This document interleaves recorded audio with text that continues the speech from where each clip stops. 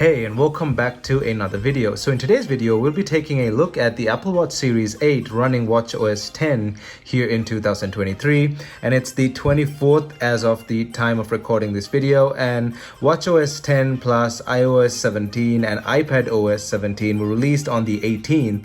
So I've been using it for a bit now, as you can see, and I can finally give you my thoughts on it and basically go over the performance of the device, the battery life, the apps, the remapped buttons, and of course we'll go into a bit of the new features as well, but we're not going to be focusing on them, but instead just giving you a general day-to-day basis usage report on the Apple Watch Series 8 running WatchOS 10. We are currently running WatchOS 10.0.1 at the as of the time of this video, and I did use it on WatchOS 10.0 as well. And I'll talk about that and all the other things you need to know in this video, and basically answer the question of whether you should or should not upgrade, and whether you should just wait a few more weeks until more stable releases are launched. So this is the Apple Watch Series 8 running WatchOS 10 here in 2023.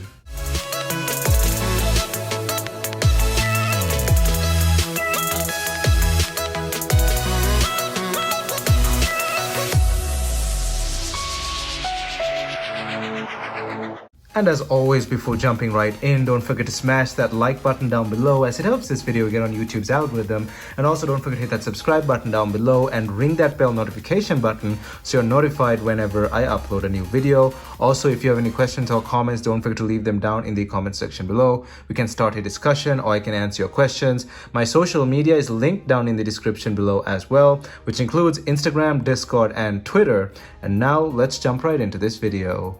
Firstly, let's talk about WatchOS 10 compatibility, and also this video is segmented into multiple sections, and if you want to jump to a different section, you can use the segmented slider bar down below to jump to whichever section you want.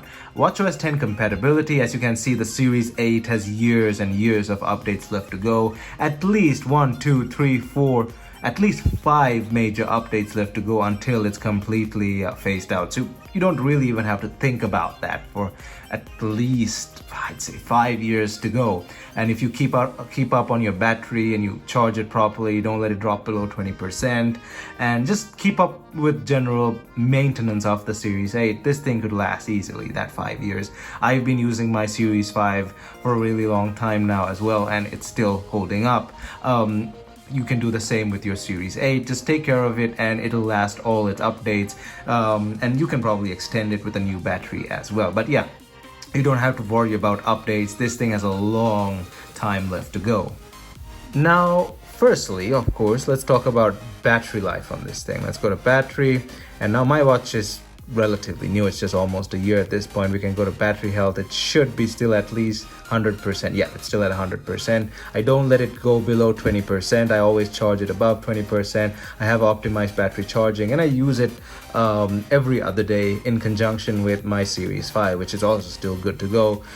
Its battery is of course weaker, but still I have found ways to extend the battery on that thing using a gray watch face, etc., low power mode. And this thing also, I use it like that and its battery lasts at least 2 days, so it's at 100% capacity. And on WatchOS 10.0, I did notice a bit of a drop in battery performance, but after 10.0.1 it actually has improved a bit. So the battery is actually slightly improved versus WatchOS 9 on 10.0.1. On 10.0 it was slightly decreased, but on 10.0.1 as of the time of recording this video, it has actually slightly improved. And I want to say very, very slightly, because usually when I go to work in the morning, I use this phase and it's always at 100% on battery saver. And when I get back home at around 5:30 in the evening,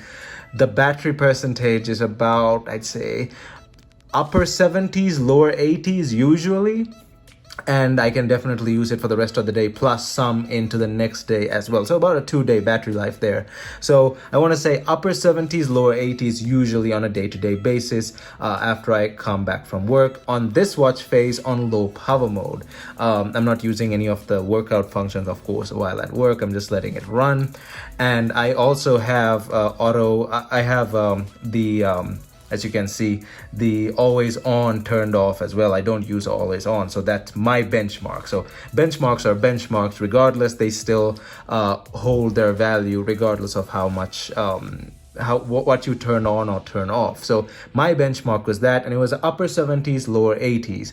And with the 10.0 update, I saw it in lower 70s, upper 60s. But after 10.0.1, I've noticed it more in the mid 80s now, maybe lower 80s, of course, depending on the day, but I didn't see it in the upper 70s in the past few days. So mid 80s to lower 80s. So definitely an improvement on battery life. So big thumbs up in terms of battery life on 10.0.1. Now, to talk about performance, I can say right off the bat that the watch has not slowed down ever since the update from WatchOS 9, neither has it sped up. And that's not a bad thing. It was really fast on WatchOS 9. This watch didn't need a boost in performance. So if you wanted a quick answer, there you go. The watch has remained the same in terms of performance ever since the update from WatchOS 9, even on 10.0 and now on 10.0.1. So now we can go do a small test in basically a test of speed and RAM management by opening some apps real quick. And as you can see, there is nothing running in the background, so the RAM is clear. We can go ahead into apps and start opening stuff. We have alarm, there's nothing. As you saw, it opened real quickly. Open the workouts app. Took a bit of a time to open there, but that varies depending on what you did earlier, whether you worked out or not. Let's open the blood oxygen app, and this has actually improved ever since the update from WatchOS 9, I can say right off the bat, because on WatchOS 9, if you even stood really still and your strap was on tight, it would still take a few tries to get the blood oxygen reading, or a proper reading at that. But now, if you do hold real still and have your strap on tight, it will get it every single time, and it'll get it accurately every single time. So they did improve on that. So big thumbs up in terms of that. We can also get the heart rate, and of course, let's see if it takes the same amount of time. It does. I already tested it, and it does take the same amount of time as it did on WatchOS 9. There you go. It did it really quick, and we can go ahead and open calendar over there. And then we can also open now playing. I don't have anything running in the background. We can open timers. As you can see, stuff opens and closes real quickly. There has not been a slowdown whatsoever. Stuff is fast, stuff opens quickly, no problem at all. We have the compass as well. And yeah, so there are the apps, and we can double press the crown there to see if everything is still running in the background. Let's open calendar, it's still open. Let us now go to heart rate, see if that remeasures, and it is, or it's already remeasuring. Each time you open the app, it will remeasure. That's just how the app is. There you go. Let us do that again, see if workout is still open. Yep, it's still open. Let us now see if timers is still open. Yep, still open. And let's see if alarms is still open. Still open.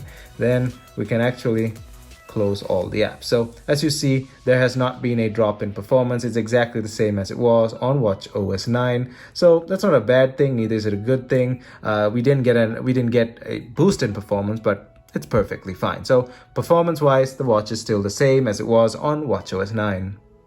Now to talk about one major change that came with WatchOS 10, and that is the remapping of the digital crown and the side button over here. And it has been a bit of an annoyance to get used to, but it is what it is. Apple just went with that decision, and that is basically changed what happens when you click these two buttons, mainly the side button as a matter of fact. Now, earlier, if you click the side button once, you get multitasking, but now if you click it once, you get the control center.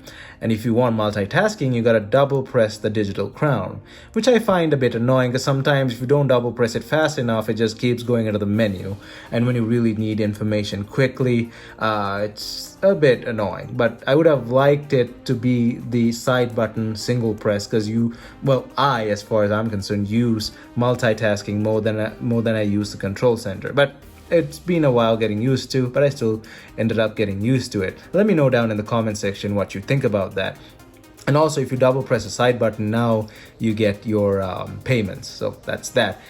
Digital crown is the same. When you press it once, it actually just goes back to the menu as before. But now if you scroll up on the digital crown, you get this thing called Smart Stack, which is basically smart widgets. It basically changes depending on what you use the most. So a bunch of widgets when you scroll up on the digital crown. And also you can do that by scrolling up manually like that. And you can also actually, if you go into the menu, you can sometimes get it to, there you go. You can sometimes get it to do that when you're in the menu by scrolling downward. So it's been a while getting used to this new setup, and I still would have preferred the single press, but it is what it is. Double press to multitask, double press the digital crown to multitask. So that was the most major change in my opinion, because it affects day-to-day usability and it takes a bit of getting used to.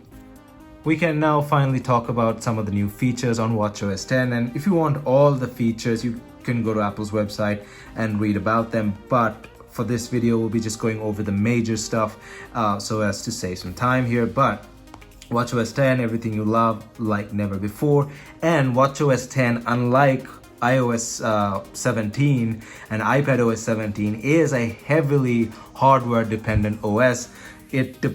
All the features you get depend heavily on the hardware on your watch. So the Series 5 is not going to get anywhere near any of the features as the Series 8 and 9 because it doesn't have some of the hardware required to actually get those features. So it'll vary depending on features, but the major features and the layout changes and stuff are generally the same. So we can firstly go over some of the apps that got a new look. The clock got a new look. The workout app or the workout tracker actually got a new look that I love, and we'll look into that. We have a few differences on stocks apps and stuff like that as well. So let's leave that down and go into the workout app. I actually love the new look on this app. There you go. And now you can just scroll like that and it shows you all the stuff you've done in big letters and all of that stuff. Really love this new setup here. It's nice. It's very user friendly. I really love it. So they redid that as well.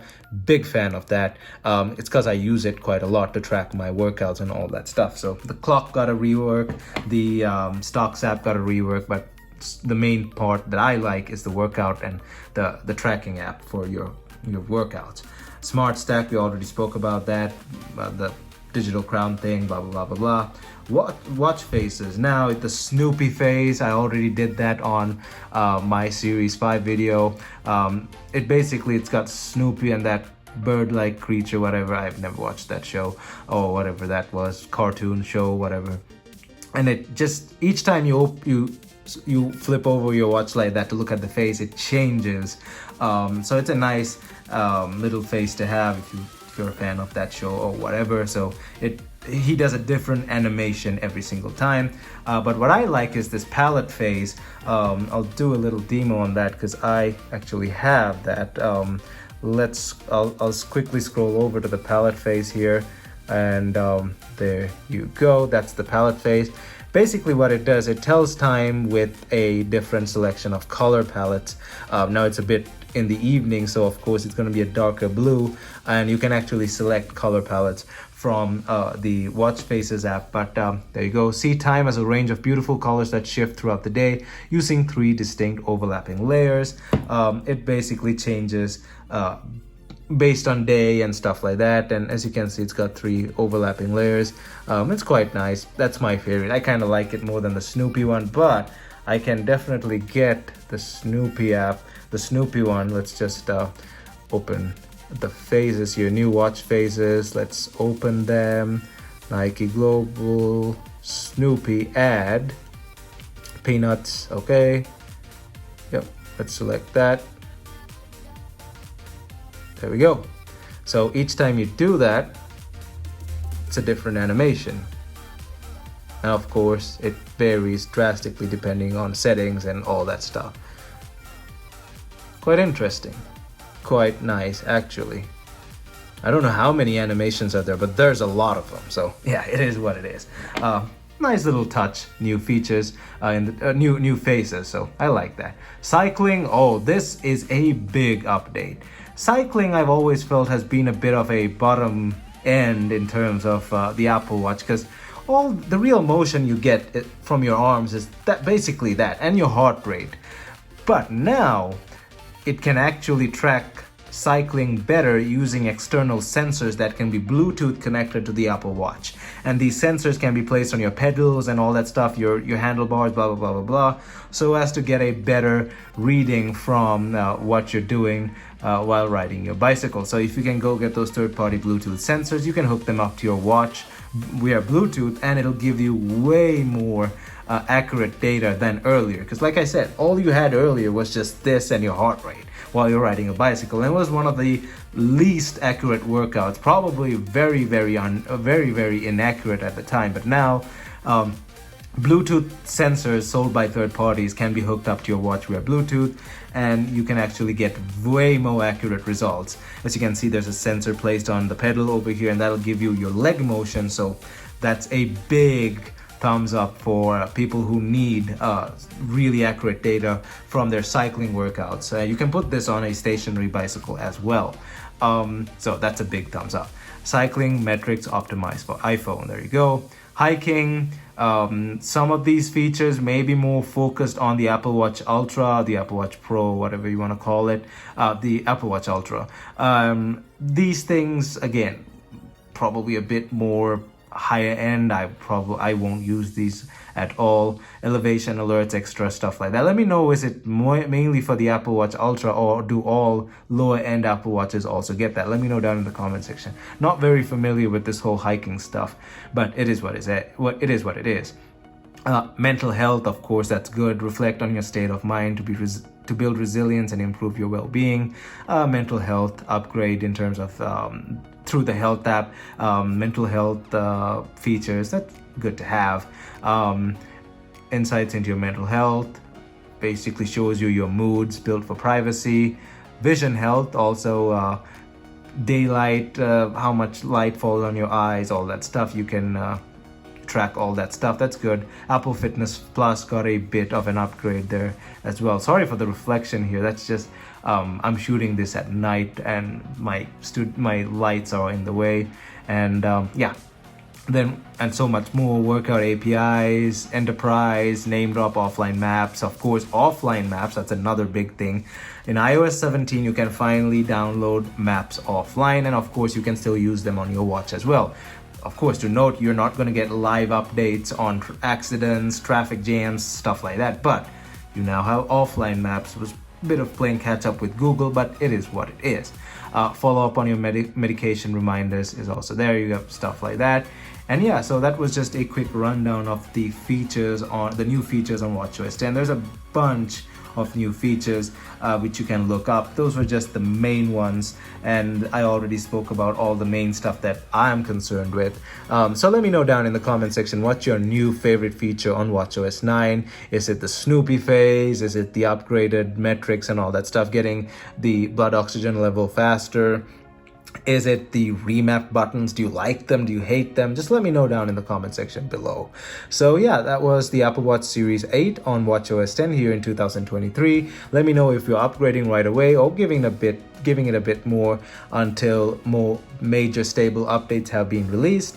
We can start a discussion in the comment section as usual. And if you honestly liked this video and if it helped you on your updating decision, don't forget to leave a big thumbs up on the like button down below, as it helps this video get on YouTube's algorithm. And also don't forget to hit that subscribe button down below and ring that bell notification button so you're notified whenever I upload a new video. Also, if you have any questions or comments, leave them down below. Start a discussion, or I can answer your questions. My social media is linked down in the description below, which includes Instagram, Discord, and Twitter. Thumbs up, and I'll see you guys in my next video.